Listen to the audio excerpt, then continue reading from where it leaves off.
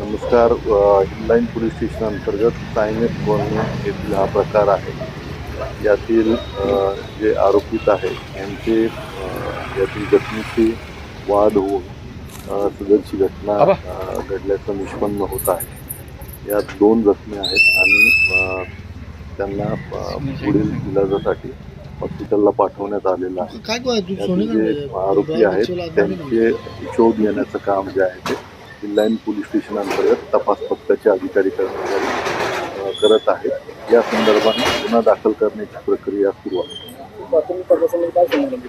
यामध्ये आपसी त्यांचे वाद होते आणि त्या वादातूनच ही घटना घडलेली निष्पन्न होत आहे. ॲक्च्युली जो आरोपी आहे तो आरोपी जो जखमी आहे त्याचा मेहुणा आहे आणि कौटुंबिक वादातूनच ही घटना घडल्याचं लक्षात येत आहे. हो, फायरिंगची